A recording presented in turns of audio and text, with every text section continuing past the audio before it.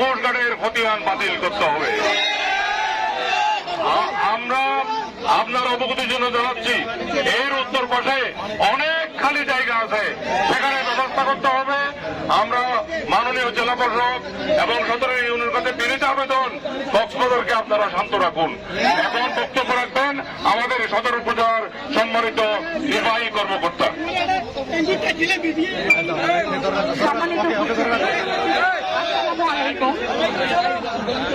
আপনাদের বিষয়টা ইতিমধ্যে আমরা অবগত হয়েছি এবং যে আপনাদের যে দাবি বা আপনাদের যে বক্তব্য সেগুলি আমরা শুনেছি আর কি। এখন যে বিষয়টা হলো সেটা হলো যে আমরা ইতিমধ্যে জেলা প্রশাসন স্যারের সাথে কথা বলেছি।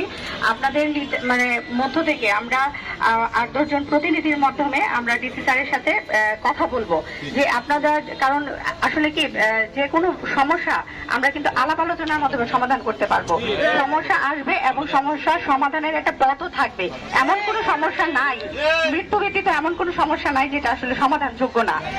হ্যাঁ, আর আমি আপনাদের কক্সবাজারবাসী যারা আছেন সকলের প্রতি আমি আন্তরিকভাবে কৃতজ্ঞতা জানাই, এই কারণে যে ইতিমধ্যেও আমাদের দেখা গেছে যে অনেক ধরনের সমস্যা হয়েছে এবং আপনাদের মাধ্যমে আলাপ আলোচনার মাধ্যমে সবকিছু সুষ্ঠুভাবে সম্পন্ন হয়েছে।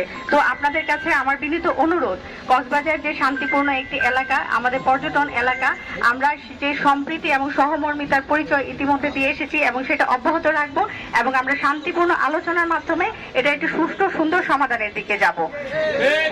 আর আরেকটা বিনীত অনুরোধ, এটা আমাদের পবিত্র রমজান মাস, এখন সংযমের মাস এবং এখন মানে বিকাল বেলার সময়টা যেটা, এটা আমাদের প্রত্যেকটা রোজাদার বা যারা আছেন সারাদিন সিয়াম পালন করেছেন তারা হয়তো এখন ঘর ফেরতের পথে আছেন।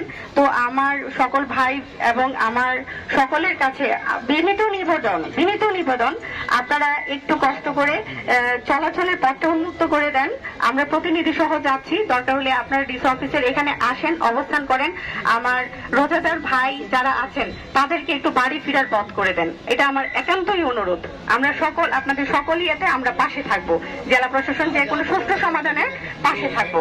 ধন্যবাদ সবাইকে।